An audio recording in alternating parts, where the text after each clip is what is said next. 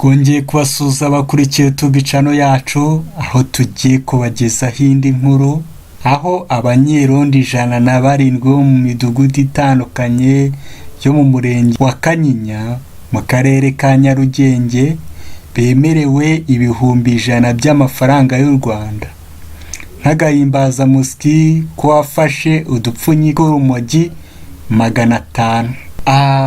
Nawe urabyumva hano, uzaza ufata umuntu afite udupfunyika 500 tw'urumogi, umunyerondo azaza ahita ahabwa agahimbaza musiki k'ibihumbi 100. Ibaze nawe urumva ko bazaba mukubiye inshuro 4 by'amafaranga ahabwa.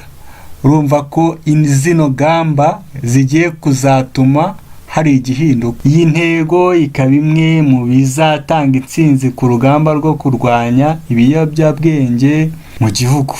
Ikaba yiyongereye ku zindi ngamba zirimo gukaza ibihano ku byaha byo gucuruza no gukoresha ibiyobyabwenge, ndetse no gushishikariza abaturage gutanga amakuru. Abanyerondo basabwe kudahishira ibiyobyabwenge mu mahugurwa bahawe kuri uyu wa kabiri w'iki cyumweru. Abantu batandukanye barimo umuyobozi w'umuryango urwanya ruswa n'akarengane Ingabire Immaculée, n'umuvugizi wa polisi mu mujyi wa Kigali CSP Marie Gorette Umutesi, umuyobozi ushinzwe ibijyanye n'umutekano mu mujyi wa Kigali Mushumba Evariste, yavuze ko hashyizweho igihembo cy'ibihumbi 100 umunyerondo uzajya ufata udupfunyika 500 tw'urumogi. Ati ubu twashyizeho ibihumbi 100 buri munyerondo uzajya afata udupfunyika 500 cyangwa turenze azaza ahabwa ibihumbi 100. Nawe wakwibaza, ninde udashaka aya mafaranga? Uzajya wese azana utwo dupfunyika, ndababwiza ukuri azajya ahabwa ayo mafaranga. Akimara kuvuga ayo magambo, abanyerondo basimbukiye hejuru n'ibyishimo byinshi, bemeza ko bagiye gukoresha uko bashoboye kugira ngo bagiye babona ayo mafaranga, kuko ano mafaranga ni ubwikuwe bwa 4 bw'igihembo babona cy'ukwezi. Umwe mu banyerondo uwitwa Ndengeye Intwari Daniel ahamya ko aya mafaranga azatuma barushaho gutahura abacuruzi b'urumogi muri aka gace. Yagize ati, burya igihe cyose umukozi yitwaye neza mu kazi habaho icyo bita kumushimira.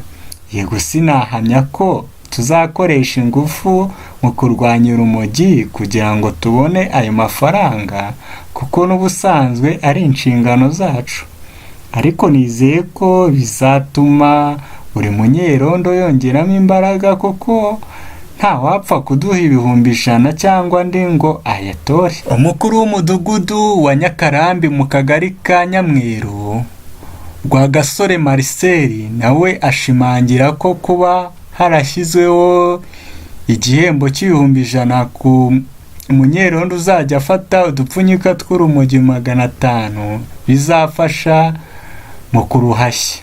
Yagize ati, ariya mafaranga bemerewe wafashe urumogi mu dusantere biratanga imbaraga, kuko kiriya gihembo kirashimishije kandi kizatuma buri munyerondo agaragaza umuntu wese ucuruza urumogi n'ibindi biyobyabwenge, yaba na za kanyanga. Umunyamabanga nshingwabikorwa w'umurenge wa Kanyinya Niyibizi Jean Claude avuga ko aya mahugurwa yizeye ko ari ikintu kinini yasigiye abanyerondo. Yagize ati, dushingiye ku biganiro byatanzwe n'ababitanze b'inararibonye, twizeye ko hari umusaruro abanyerondo basigaranye, kandi natwe biratwunganira nk'ubuyobozi busanzwe, kuko bizatuma buri kintu kidakorwa natwe nk'ubuyobozi gusa, ahubwo tuzajya twunganirana. Uretse ayo mahugurwa, hanangijwe inzoga zo mu dushashi zafatiwe mu bice bitandukanye by'umurenge wa Kanyinya.